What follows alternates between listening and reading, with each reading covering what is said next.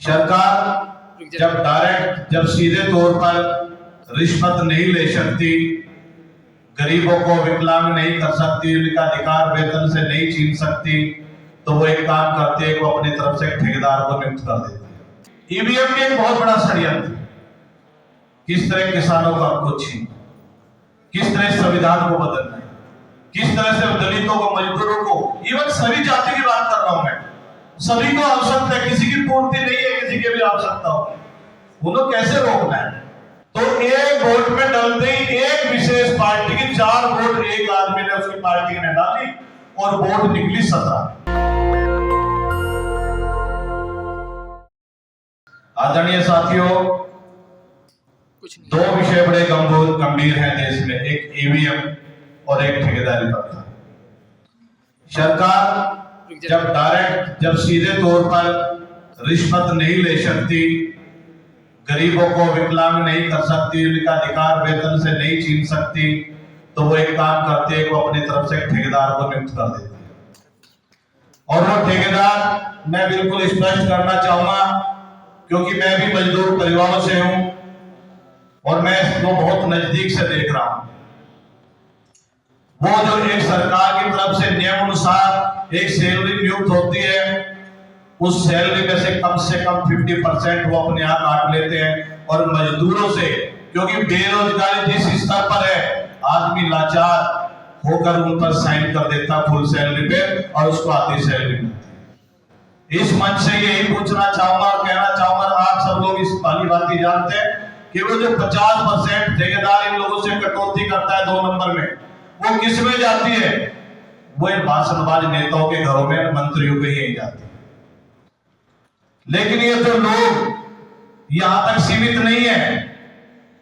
भाई राजकुमार दिगान जी मजदूरों के नेता है, डीसी कपिल साहब मजदूरों के नेता हैं। आप अच्छी तरह से जानते हैं कि ठेकेदारी प्रथा में नौकरी लगाने के लिए भी आज ठेकेदार 25 से 30 हजार रुपए वसूलता है किसी मजदूर को काम देने के लिए, और वो काम केवल 9 महीने के लिए मिलता है उसको, और सैलरी 8,000 9,000 और 25,000 की अगर एवरेज 9 महीने में घटा लेंगे तो 6 से 6,000 रुपए के करीब उसको पड़ता है। अगर ये अत्याचार नहीं है तो ये क्या है?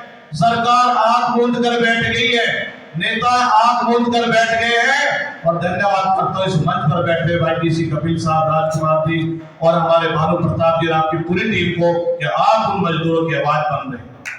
आपको ऐसा लगता होगा कि आपकी आवाज कोई नहीं सुन रहा है, यहाँ अगर वो लोग नहीं पहुंच रहे हैं तो उसका कारण ये नहीं भानु प्रताप साहब कि वो लोग आपको नहीं सुन रहे, वो आपके संघर्ष को देख रहे हैं और इस उम्मीद में है कि शायद कुछ न कुछ परिवर्तन।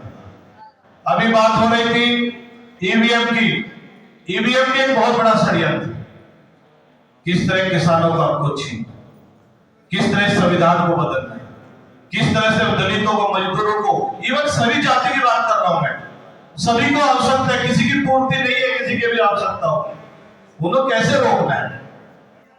यदि वो चुनकर आएंगे, और चुनकर कब आएंगे? जब ईवीएम हो।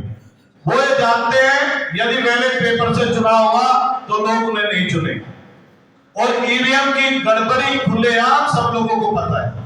मैं एक निगम पार्षद के इलेक्शन में एजेंट के रूप में वहां गया, समोली में इलेक्शन हो रहा था, और जब कुछ वोट डाली जाती है, भानु प्रताप साहब, तो कुछ वोट डाली जाती है तो 5-5 वोट ऐसे करके सबसे डलवाई गई कि डालो तो 5 अपनी पार्टी, डालो 5 की, देखते कितने डाले। तो एक वोट में डलते ही एक विशेष पार्टी की 4 वोट एक आदमी ने उसकी पार्टी ने डाली और वोट निकली 17। ये सच्चाई है। लेकिन हम जिस तरह से चिल्ला रहे हैं, जितना जोर लगा रहे हैं, ये तभी कामयाब होगा कि जब जितने भी आप सब लोग बैठे भानु प्रताप साहब की आवाज को जन जन तक में जोड़ेंगे। हर इंसान को ले जाकर अपनी गली मोहल्ला बस इसके जहां भी आप हो उपस्थित हो, वहां चर्चा कीजिए इस बात की। सोचिए हमारे अधिकारों को छीनने वाले लोग यदि चुनकर इसके सहारे आ गए तो वे संविधान भी बदलेंगे, हमारा काम भी बदलेंगे, हमारी ये सारी चीजें जो व्यवस्थाएं आज तक इस देश में चली आ रही सबको बदल देंगे अपनी मानसिकता को पूर्ण करने के लिए। आदरणीय साथियों, मेरे दोस्तों, भाइयों, आप सब लोगों को ये बात जन जन तक पहुंचानी होगी, तब भानु प्रताप जी की टीम और आप सब लोग इस संविधान को, इस देश के लोकतंत्र को बचाने में कामयाब होंगे। आदरणीय साथियों, अभी भाई साहब कह रहे थे कि शायद दिल्ली सरकार एक प्रस्ताव आज लाने वाली है।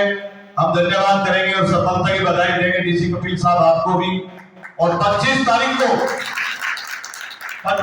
को जो ईवीएम के खिलाफ एक बड़ा संघर्ष जंतर मंतर पर होने जा रहा है, मैं रामवीर छवि आपसे एक वादा करता हूं इस बात के लिए कि हम जिस तरह से पहले से आप लोगों के साथ आते रहे, पूरे जन के साथ हम आपका सहयोग देंगे। तन मन धन से हम सब लोग आपके साथ हैं, क्योंकि ये मुद्दा हमारा भी है, हर इंसान का मुद्दा है, हिंदुस्तान के हर नागरिक का ये मुद्दा है।